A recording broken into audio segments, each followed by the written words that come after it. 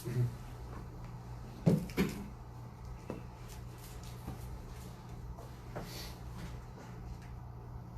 15 hoje? 16. Tem como me ligar o ar-condicionado aqui?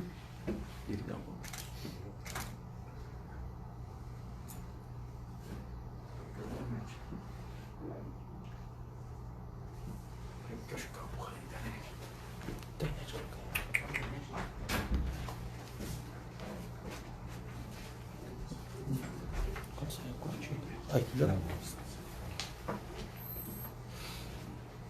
Em Dallas, Texas, Estados Unidos, 19 horas em Brasília, aqui 17 horas.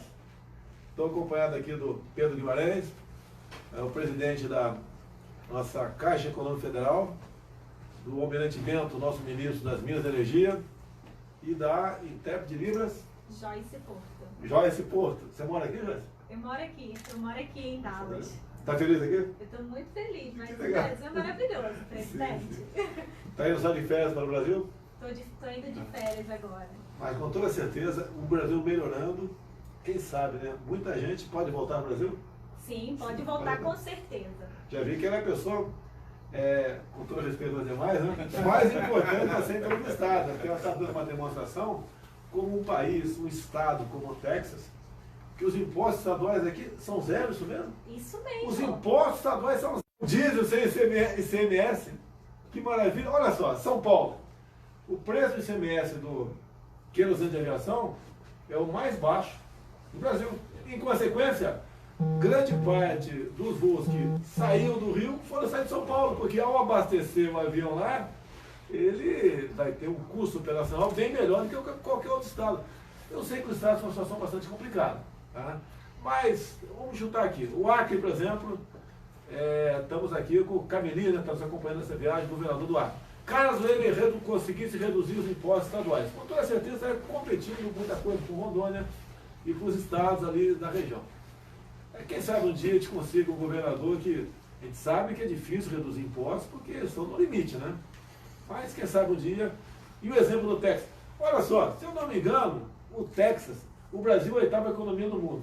Só o estado do Texas, talvez por causa disso, é a 10ª economia do mundo. Próximo da economia do Brasil. Um estado, são 50 estados norte-americanos? São 50 estados norte-americanos, um só tem uma economia próxima do Brasil. É a 10ª economia do mundo. Então aqui é um local que dá certo. Ou seja, viemos para o estado certo, com todo respeito a Nova York. Deixo claro que não fomos Nova York, porque o prefeito, agindo como um garoto, né, de algum centro acadêmico do Brasil, resolveu tomar a dianteira para fazer manifestações contra a minha pessoa. Bem, eu sei que ele não manda na cidade, né, mas ele não ia numa cidade onde um prefeito estivesse organizando uma manifestação contra mim e falando o quê? Que eu sou racista, homofóbico e fascista. É para dar risada, né? É para dar risada, mas tudo bem. Fomos muito bem recebidos aqui em Dallas, no Texas. Ontem tivemos um encontro com Bush, ex-presidente norte-americano, um encontro maravilhoso, nos recebeu muito bem. Ficamos 40 minutos conversando com ele, falamos sobre muita coisa. E é tradição aqui no Brasil, ou melhor, aqui nos Estados Unidos, é tradição, ex-presidentes não interferirem, né, no trabalho do atual presidente. Eles consideram, o povo americano, que a contribuição daquele presidente, no caso por 8 anos, tá, já foi o suficiente. E ele, o que ele faz aqui? Como ontem foi fazer após a nossa saída? Foi ministrar uma palestra perto daqui. Com toda certeza, ganhando algum recurso, o que é legal, no tocante a isso. E contribuindo, sim, com a sua experiência naquele grupo específico, né, sobre o seu papel, com toda certeza, o que aconteceu em seu governo. Então, já que começou a aparecer aí o número de gente suficiente, né, seremos bastante breve, porque daqui a pouco estamos decolando para o Brasil e espero amanhã, a partir das 9 horas, voltar ao expediente normal lá na presidência. Pedro, eu peguei uma matéria que circula na internet, né, criticando a Caixa Federal por gastos abusivos de imóveis na Paulista e também no Distrito Federal. São 7 imóveis na Paulista que parece que é o segundo metro mais caro de São Paulo, segundo metro quadrado mais caro de São Paulo, e o povo questionando, um absurdo, 7 imóveis para a Caixa, vem com Brasília, 15 imóveis.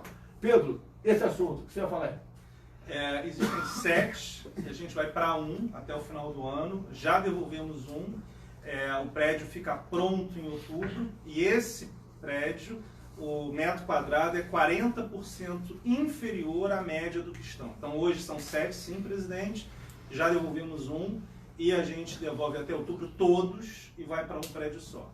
Em Brasília são 15 prédios, sim, já devolvemos 1 e vamos devolver até o final do ano 10, ou seja, vamos de 15 para 5 prédios.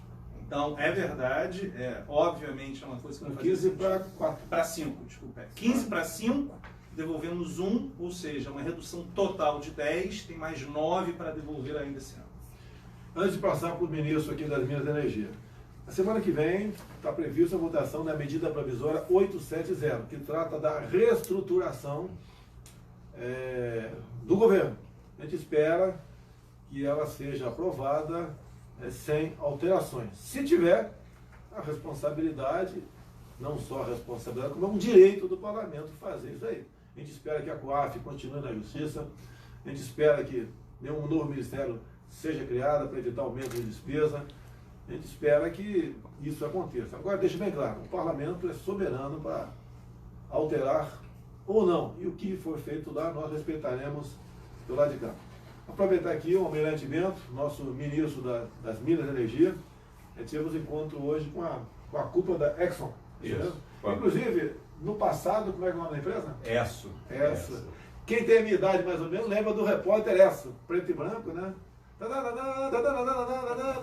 Repórter Esso. Bento, num resumo, o que é que nós podemos colher dessa reunião nossa com a Exxon no dia de hoje? Presidente, o presidente da ExxonMobil, ele manifestou o interesse que a empresa tem de realizar grandes investimentos no Brasil.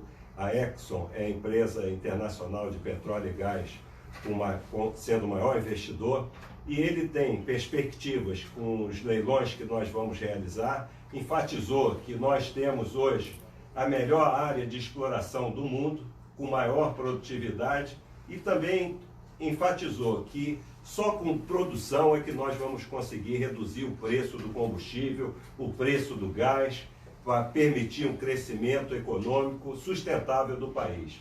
Então, é muito importante nós escutarmos isso de uma grande empresa internacional que vai voltar ao Brasil depois de 8 anos sem investir, porque agora tem uma abertura de mercado, tem previsibilidade, tem segurança regulatória e agora os recursos virão, a nossa produção aumentará e com certeza os preços dos combustíveis e do gás vai cair. Se eu não me engano, o preço do gás aqui nos Estados Unidos é em torno de 3 vezes abaixo do preço no Brasil. Presidente, esse foi um exemplo que ele deu hoje. O gás aqui nos Estados Unidos em 2010 custava $7. Hoje, passados 9 anos, custa $2,5. E no Brasil custa $12.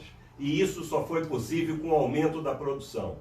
Então, esse é o caminho, presidente. É produzir, gerar emprego, gerar investimentos. Quebrar monopólio. Quebrar monopólio, e é isso que nós estamos fazendo. E o Brasil está fazendo, nós aqui, a nossa equipe, né, andando pelo mundo, já tivemos em Davos, já tivemos também em Israel, no Chile, e a segunda vez nos Estados Unidos. Estamos tentando, Pedro, buscando maneira de mostrar para os investidores, para os empresários, né, que podem ter confiança no Brasil.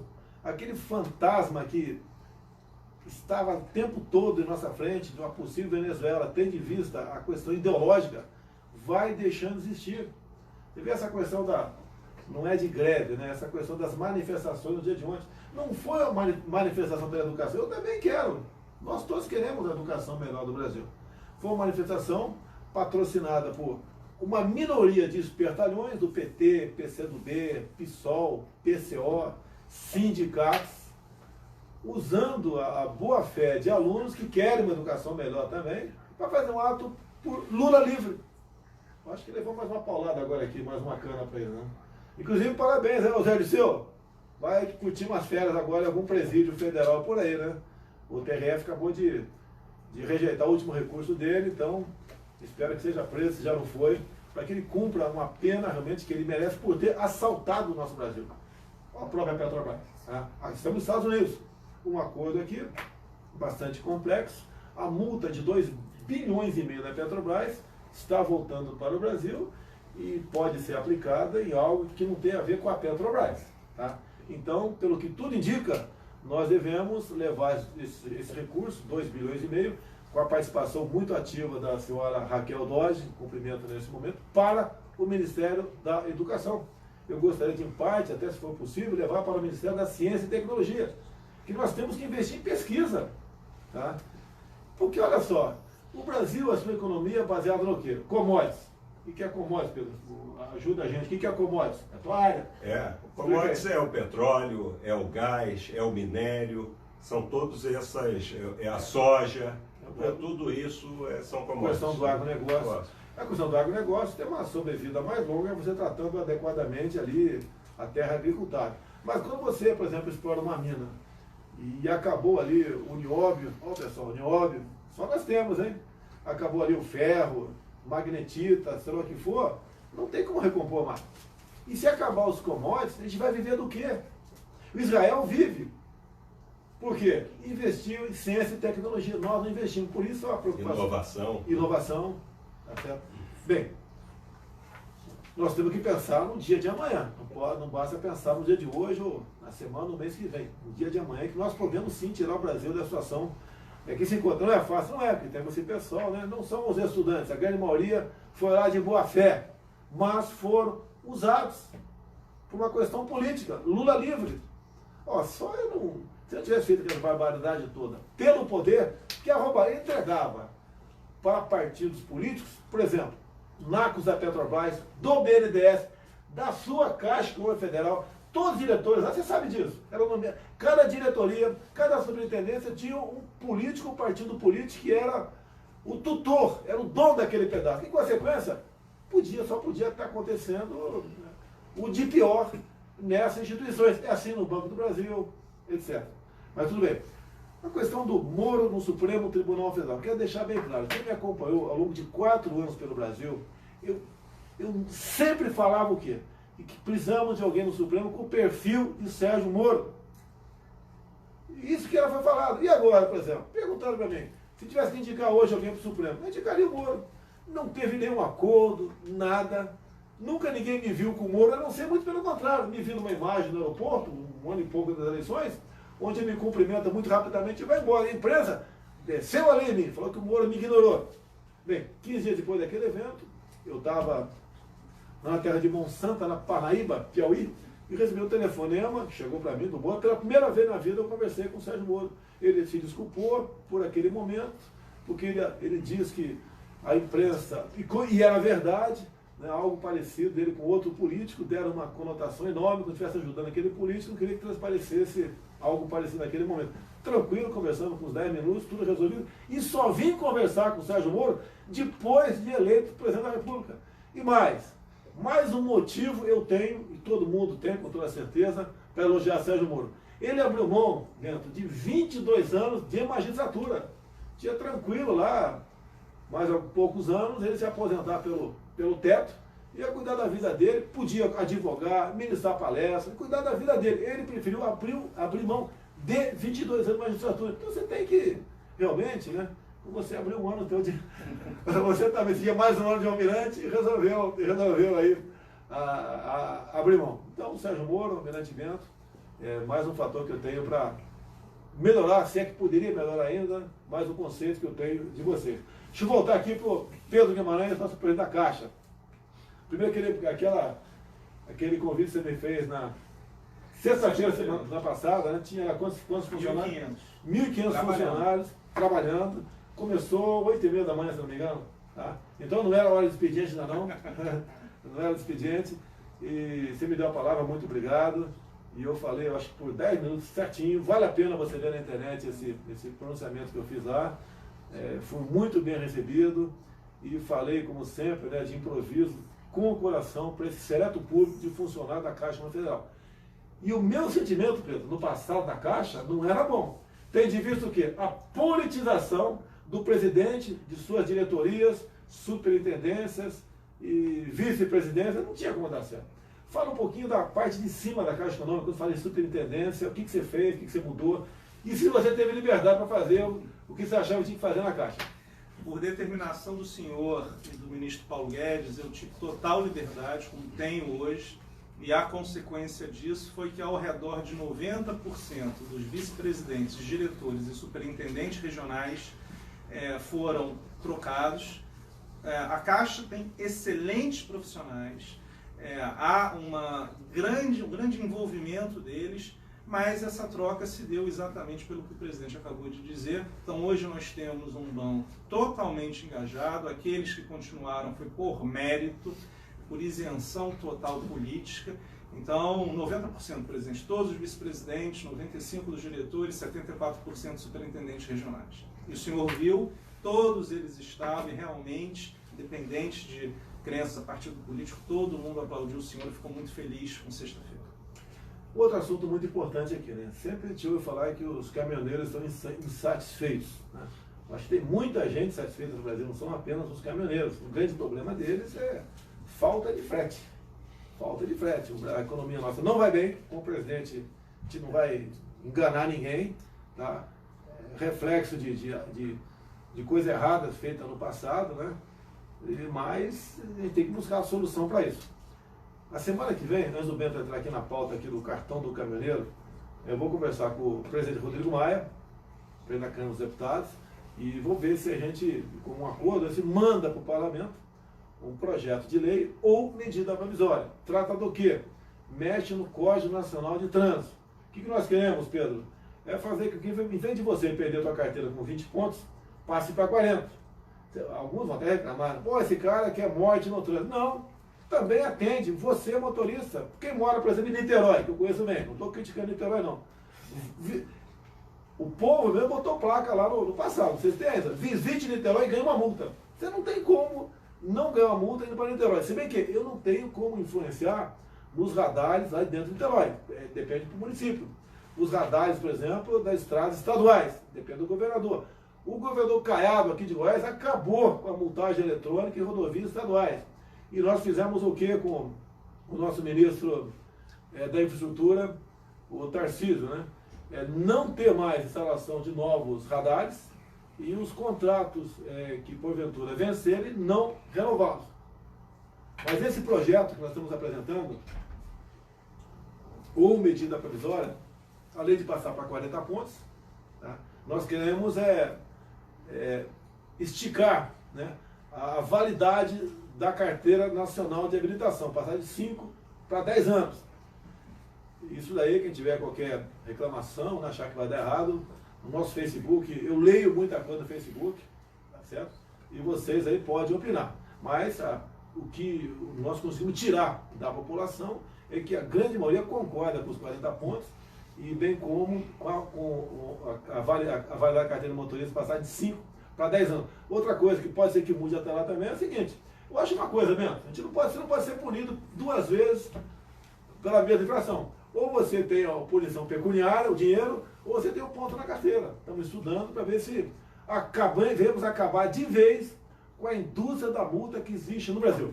Bento, sobre caminhoneiro, cartão do caminhoneiro, você tem a falar? Pois é, presidente, uma boa notícia é que hoje a Petrobras anunciou que no próximo dia 20 de maio vai iniciar os testes com o cartão do caminhoneiro. Cartão esse que possibilitará mais segurança, facilidade, flexibilidade e garantir o preço do combustível de uma forma de um cartão pré-pago por até 30 dias. E isso, se o preço subir, o caminhoneiro vai ter a garantia do preço do diesel, e se o preço cair, ele pode pegar o dinheiro dele do cartão pré-pago, comprar mais combustível e assim utilizá-lo. Vamos começar agora no dia 20 de maio, como foi dito, nos estados do Paraná, São Paulo e Rio de Janeiro, e a partir de 25 de junho em todo o território nacional. Então, acho que isso é mais uma medida que vai facilitar principalmente o caminhoneiro autônomo, mas também vai ser estendido também para as transportadoras e outras associações que utilizam o caminhão como transporte. O pessoal reclama do preço da gasolina, R$5. E me culpam, atiro, né? Atiro para cima de mim o tempo todo.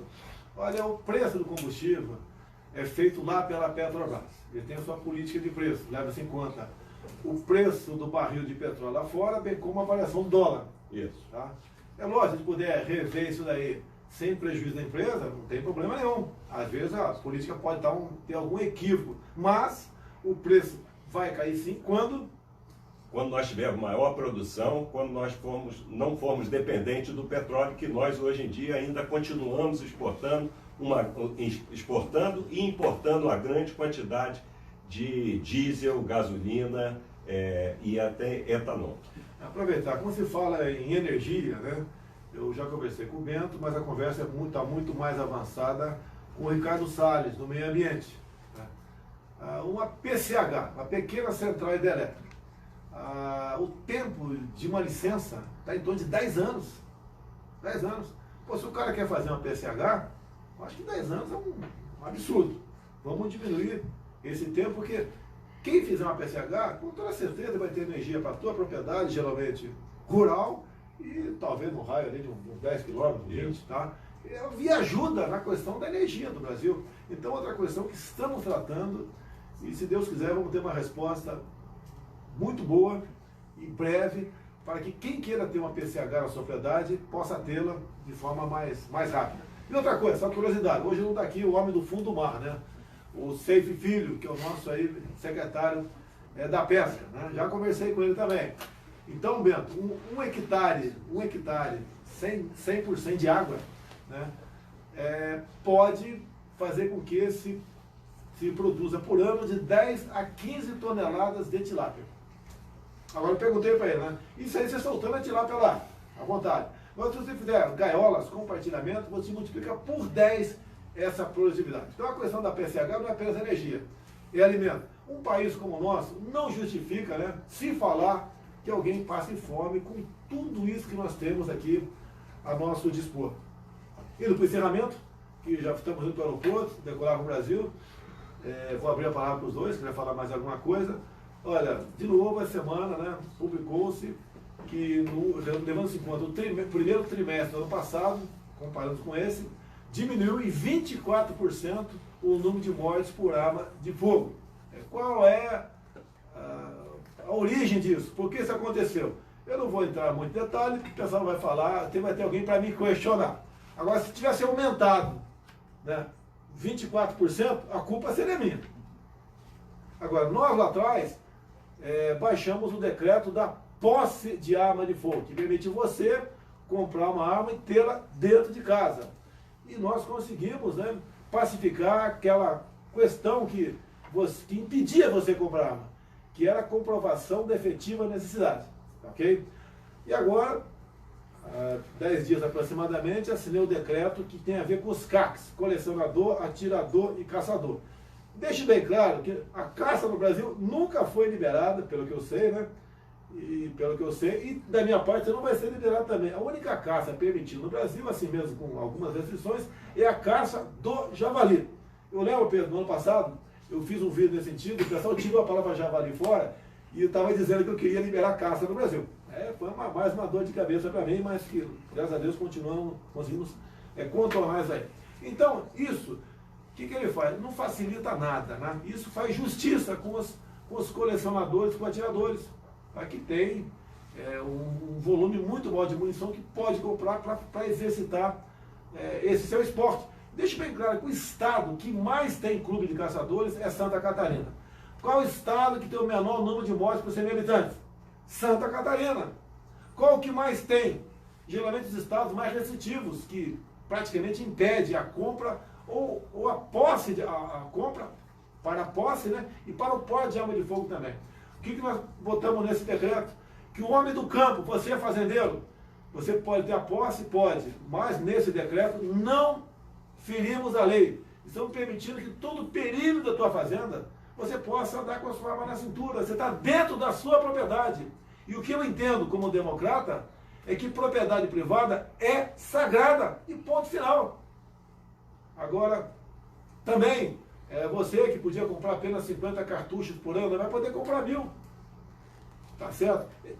Quebra do monopólio. Estou aqui nos Estados Unidos, porque essa parte vai levar 30 dias para entrar em vigor. Caso fosse possível, eu ia comprar uma arma aqui nos Estados Unidos. Pô, talvez alguém da equipe também comprasse de forma legal, sem problema nenhum. Uma próxima viagem, vamos comprar uma arma. Inclusive, né, para facilitar os nossos homens e mulheres da lei, a ter uma arma decente junto contigo. Que é a mesma coisa, ô Bento, você tem uma caneta sem tinta, o que possa falhar na hora de uma assinatura. É a arma dos policiais, civis, militares, rodoviários federais, forças armadas, etc., bombeiros, tá certo? E se ele quiser ter uma arma de procedência de fora, que tenha, sem problema nenhum. E os 30 dias também é para acertarmos a questão de importação. O que nós queremos, estamos conversando com o Paulo Guedes, que o pessoal voltado para a segurança não tenha qualquer imposto de importação, que aquela arma vai ser usada em benefício da população. Bem, indo para o encerramento. Bento, uma coisa, Bento? Bom, presidente, eu acho que a gente volta para o Brasil com a sensação de que o país está bastante interessante para investimentos internacionais. Recebi a confirmação aqui que a delegação americana, fruto da última viagem que o senhor fez aqui ao país, estará agora no dia 23 no Rio de Janeiro, em reunião com o nosso setor de energia e de exploração de petróleo e gás. Então eu acho que foi mais uma viagem bem sucedida e eu volto bastante satisfeito com o que eu escutei aqui e com o que eu pude conversar. Dependemos em muito da reforma da Previdência. É a oportunidade de ouro que nós temos de realmente mostrar para o mundo e para o Brasil também que nós queremos responsabilidade em nossas despesas. Não podemos gastar mais do que arrecadamos. Pedro Guimarães, presidente da Caixa Econômica, alguma coisa a mais? Só um reforço, presidente, como a gente conversou antes, todo financiamento para baixa renda, na questão de habitação continua, o programa Minha Casa Minha Vida, pode ter algum ajuste, mas são ajustes pequenos, Caixa tem mais de 90%, então ele continua, a gente inclusive está terminando obras, começando outras, é só importante reforçar isso. Posso te interrogar um pouquinho? Interrogação, hein? Pode. Você trabalha aqui nos Estados Unidos? Eu trabalho dentro do campus da minha universidade. Tá certo. Aqui tem salário mínimo também? Ou você trabalha por hora, por dia? Como é que é? Eu trabalho por hora. Por hora? Eu trabalho por hora. Você pode dizer quanto você ganha por hora, em dólar, aproximadamente? Poderia ou não? Não. Não poderia. Mas você está satisfeita? Posso falar. Eu estou satisfeita, sim. Se você estivesse trabalhando no Brasil, na mesma função, tu acha que estaria ganhando bem, mais ou menos? Muito menos. Muito menos, né? Muito menos. Lá se fala muito em direito trabalhista. Aqui tem direito trabalhista? Muito pouco. Ou alguns? Alguns. Não vamos entrar em detalhe, tá certo? Para evitar até que a imprensa que está nos ouvindo, né? Escreva coisas aí que não condizem com a realidade. É um país maravilhoso, tem muita coisa boa aqui que, se for possível, nós devemos copiar no Brasil, não só a questão das armas, né? Aqui, quem faz besteira e paga o preço alto. Olha só, você é brasileiro e tem amigos brasileiros aqui, certo? Sim. E tem amigos brasileiros lá no Brasil também. Sim. Por que lá no Brasil, muitas vezes, se comete um crime, né? E aqui no Brasil, e aqui nos Estados Unidos, o brasileiro que está aqui não comete esse crime? Por que isso aí?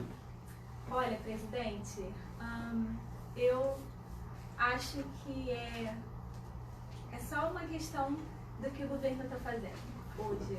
O governo está fazendo algo pelo brasileiro que o governo de hoje, que em muito tempo a gente não viu. Eu falo para o senhor, presidente, muitos brasileiros aqui, eles falam, Brasil é casa, olha o que o nosso governo está fazendo, a gente quer voltar. Muita gente quer voltar, é um país maravilhoso. Quem tem as praias que nós temos, quem tem Pantanais mato-grossense, Amazônia, litoral, né, nordestino, tanta coisa maravilhosa que a gente fica até pensando, por que no Brasil não tem turismo? Quem sabe no próximo programa a gente possa tratar desse assunto. Pedro Guimarães da Caixa, muito obrigado. Almirante Bento das Minas Energia, muito obrigado. E você, Joyce Porto. Joyce Porto, muito obrigado. Quem sabe nos vemos no Brasil brevemente. Tá ok? Sim, presidente. Olha, pessoal, boa noite. Boa tarde para nós, né? Até amanhã, se Deus quiser.